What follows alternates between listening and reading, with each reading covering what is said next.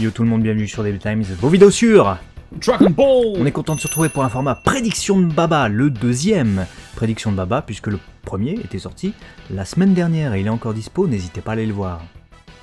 Voilà, donc le concept des prédictions de Baba, c'est véritablement un format théorie, les amis. Donc la semaine dernière, on avait fait ce Baba que tu viens de citer, au sein duquel on était revenu sur le contenu de l'épisode d'après. L'idée, c'est souvent de prendre le petit teaser et d'essayer de deviner la suite.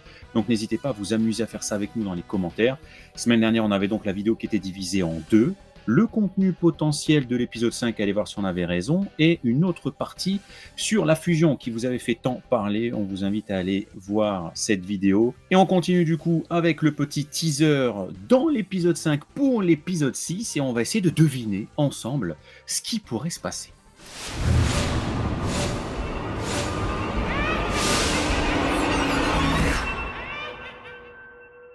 Ça va être amusant, n'hésitez pas à nous faire part de vos théories dans les commentaires. N'oubliez pas que la review de l'épisode 5 justement est disponible sur la chaîne.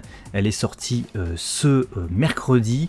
Il faut la voir si vous voulez avoir tous les éléments de cet épisode pour pouvoir comprendre les choses qu'on va aborder, parce qu'on va pas revenir dessus, hein. Je vous le dis, c'est une vidéo théorie, c'est les prédictions de Baba. On n'est pas dans la review elle est là.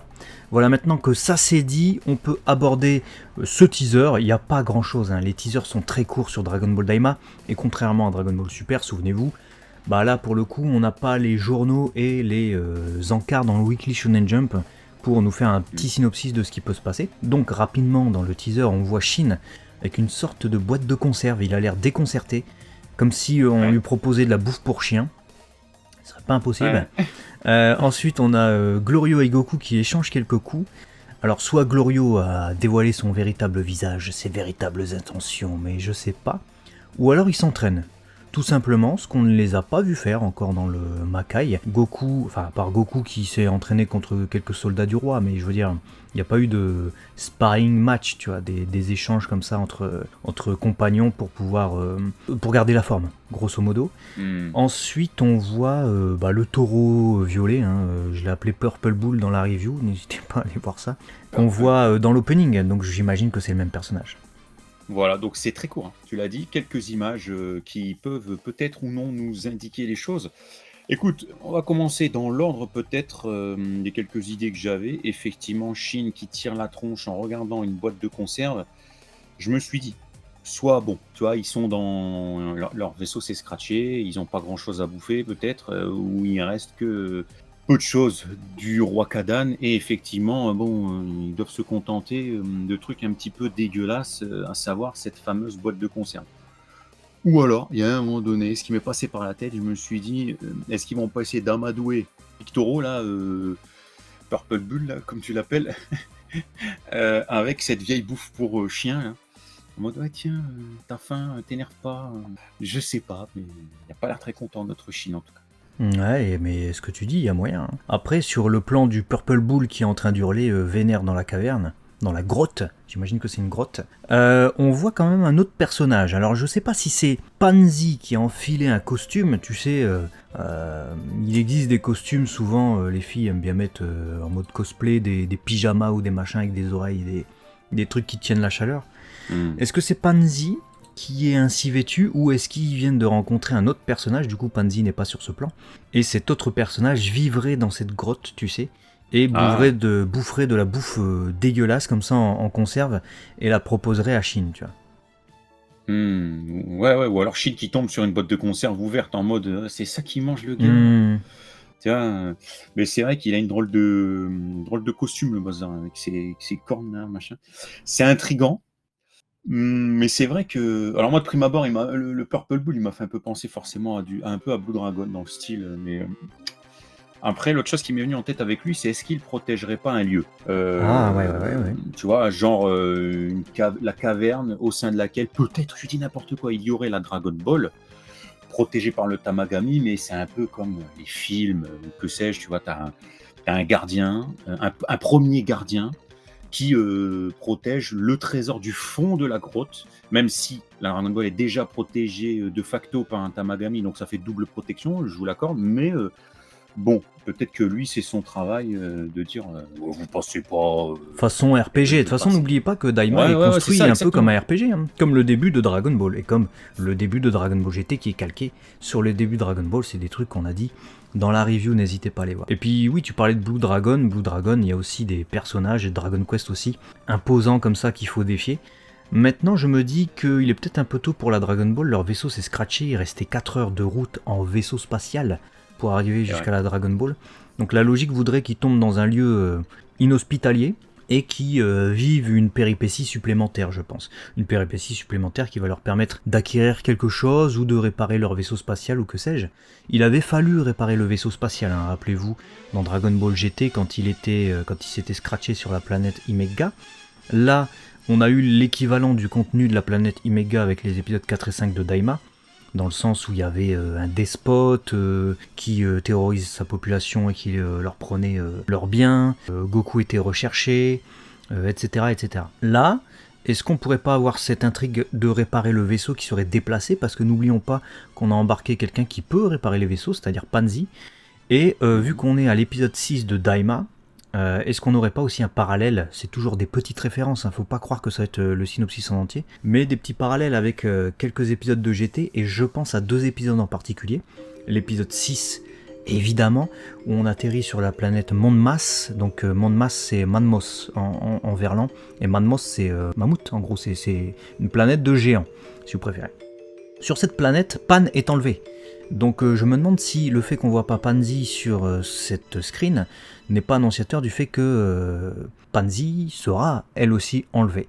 Et l'autre parallèle que j'y vois, c'est peut-être l'épisode 9 de Dragon Ball GT, où on arrive sur la planète justement du monstre Muma, la planète Bihei, l'anagramme de Hebi, un serpent, où on est dans une caverne comme ça. Une caverne pas du tout accueillante, où il y a un monstre géant qui les attaque et ils vont devoir s'allier pour pouvoir le vaincre et sortir de la caverne. Mmh. C'est vraiment pas impossible, hein, c'est un peu triste de devoir aller chercher dans Dragon Ball GT pour peut-être, je dis bien peut-être, trouver la solution, mais Après les teasers c'est sont quelque chose courts, de hein. très On possible. fait comme on peut, Mais c'est hein. ça. En fait, bah, ouais, ouais, je suis d'accord, hein, parce que tu peux partir sur le fait de te dire que, Purple Bull, c'est un lutteur, c'est un génie parce il a des trucs là, Des bracelets, ouais. sur les bracelets, mais bon, si c'est un génie, ça réalise des vœux, donc quel intérêt de devoir aller chercher le Dragon Ball? Il y en aurait pas, tu vois? Peut-être qu'ils se baladent, ils sont scratchés, en fait, on pense que c'est une grotte, et est-ce qu'on est véritablement dans une grotte quand on voit Purple Bull, là, on va garder ton terme, parce que quand on voit Shin qui regarde sa boîte de conserve, oui, maintenant, on peut peut-être être aussi à l'extérieur de nuit, alors, on va savoir, parce qu'il fait noir. Oui, d'autant plus que tu Et vois puis là, Goku qui s'entraîne avec Glorio, c'est le même décor que Goku qui est en gros plan avec le Nyoibo. Donc peut-être qu'ils sont effectivement en train d'échanger quelques coups, et à un moment donné, d'ailleurs je remarque que Goku se bat avec une main dans le dos. Faites bien attention à ça, il se bat avec une main dans le dos, et peut-être qu'il va voir que Glorio est suffisamment puissant pour ne pas se retenir autant. Parce que Glorio a constaté la force de Goku lors de son match face aux soldats du roi Kadan. Peut-être que là ils vont peut-être s'échauffer. Goku, n'oublions pas, a besoin de s'accoutumer, de s'habituer à ce nouveau corps et à l'air ambiant du troisième Makai, là où Glorio lui est tout à fait familier avec ça. Goku va peut-être pousser un peu plus loin et après sortir son Yoibo contre Glorio, ce qu'il n'a pas fait contre les soldats, vu qu'il a carrément mis son Yoibo de côté pour pouvoir y aller en main nue, tu vois. ouais. Ouais, quand j'ai vu d'ailleurs ce combat entre les deux, j'ai tout de suite pensé à ce que j'avais pris comme note la fois dernière. J'avais noté air lourd, propice à l'entraînement du corps de Goku et d'une transfo, point d'interrogation. Ouais. Parce qu'on nous l'avait répété plusieurs fois, ouais, l'air y est lourd, ouais, l'air y est pesant. Tu vois, ça me fait énormément penser à ce qu'on avait déjà dans Dragon Ball. Quand on visite d'autres planètes, la gravité est supérieure, donc propice à un entraînement pour le corps. Et Goku a souvent travaillé sur ça. Voilà, face à Raditz, on le voit balancer des lestes, tu te dis, wow, le gars, tu vois, ça a toujours fonctionné comme ça. Piccolo, sa cape, elle te casse une caillasse, tu vois. Donc, un air lourd et un nouveau corps peut être propice justement à entraîner physiquement son corps pour repousser les limites de ce que ton corps est capable de faire en arrivant et peut-être après entraînement. Bon, l'entraînement semblera à mon avis un peu court, mais bon, ça l'aidera toujours. Et après, on peut toujours, vu qu'on parlait des échos à la Dragon Ball GT, toute cette cet entraînement progressif peut être là à la base et proposé par Glorio en mode ouais, si tu veux battre le Tamagami, il faut que tu échauffes ton corps. Voilà, on va se fighter un petit peu. Et si parallèle à GT, comme je disais, et qu'on se dirige sur pas un Super Saiyan 4, mais une transfo propre au Makai, bon, il faut passer par ça, un Oui, minimum. Tu et vois, puis le Super Saiyan, donc, Goku ne s'est pas transformé en Super Saiyan, hein, et il a juste repoussé les adversaires dans le dernier épisode. On nous a teasé, et puis on a eu une petite référence, ce Super Saiyan justement, mais c'est tout, tu vois, il n'y a pas eu de vrai transfo pour affronter un véritable adversaire. Il y en aura peut-être une, parce qu'il y a des rumeurs qui parlent de ça dans cet épisode, donc on verra, et puis peut-être que Purple Bull est un adversaire redoutable, et que là ça nécessitera. Et donc le fait que Goku se chauffe avant avec Glorio, lui permettra effectivement peut-être de s'accoutumer d'autant plus à cet air vraiment lourd et épais qui ne lui permet pas de se mouvoir comme il le veut. Peut-être qu'il va débloquer véritablement un bon pouvoir de Super Saiyan. Je sais pas, et il y a une intrigue aussi que je mets un peu de côté parce que j'y crois pas tout de suite. On a vu que Glorio était louche, du coup on pourrait développer ça, mais disons que je la mets un peu de côté parce que ne pas l'aborder serait, ce serait une faute professionnelle dans cet épisode des prédictions de Baba. Mais n'oublions pas que Glorio peut être un antagoniste. Faut pas oublier qu'il cache quelque chose à Shin et Goku. C'est lui qui a volontairement ramené Goku et Shin dans le Makai. C'est lui qui est venu proposer au roi Kadan de faire tomber Goma. Il a certainement un plan derrière la tête. Son plan, c'est évidemment que Goku batte Goma, mais c'est quoi son plan derrière? C'est lui, est-ce qu'il veut s'emparer du trône? Est-ce que aussi le laisser aller récupérer les Dragon Ball, donc j'entends Goku, c'est pas une manière de s'assurer la récupération des Dragon Ball sans rien faire lui parce qu'il serait pas de taille, et du coup s'accaparer les Dragon Ball, faire son souhait. Est-ce qu'il fait pas tout ça aussi pour un autre personnage? On peut penser à Neva, mais moi j'ai surtout en tête Arinsu, parce que comme par hasard elle était dans les couloirs en train d'errer, elle avait l'air bien informée de ce qui se passait et elle avait aussi un coup d'avance puisque elle avait pas l'air étonnée de la mort de Dabra, et elle s'était rendue, apprend-on, dans le monde extérieur avant Goma et Degues, donc elle avait certainement enquêté. ouais. Et puis le fait que Glorio était là à espionner, à mon avis, il continuait juste ce qu'elle faisait l'instant d'avant, tu vois. Donc je me dis Glorio, faut s'en méfier, et du coup, ce que je voulais dire, c'est que, bon, on peut pas quand même omettre cette théorie qui serait que Goku et Glorio s'affrontent là parce que Glorio dévoile son véritable visage ou ses véritables intentions, mais j'y crois pas. C'est un peu trop tôt pour moi, mais fallait l'évoquer. Ouais. Ouais, t'avais raison, fallait l'évoquer, mais j'y crois pas non plus, c'est un peu trop tôt. Le gars, il est comme un minimum stratège, c'est-à-dire que, tu vois, il reste suffisamment énigmatique, il dit pas les choses, il essaye de faire à l'envers et tout. Révéler le poteau rose alors que là, ils n'ont aucune Dragon Ball, même pas deux, histoire de dire je m'occupe de la troisième tout seul, il a rien à gagner. Donc, Trop sauf si précipité. Shin, il lui met un coup de pression en mode maintenant tu vas nous dire ce que tu caches, et du coup, ça, voilà, entraîne une adversité, mais j'y crois pas non plus parce que Goku, il a plutôt l'air de s'amuser de la situation et d'être en mode je combats, mais il n'a pas l'air d'être à fond en mode oula, il vient d'apprendre une véritable menace. Bon, il se met une main dans le dos en plus. Là, Hein. Si tu te mets en handicap bon, pour combattre un gars qui t'a fait une crasse, c'est un peu con, tu vois. on est d'accord. Donc voilà, ne gâchons pas la potentielle piste, mais elle est peut-être un petit peu prématurée pour l'heure.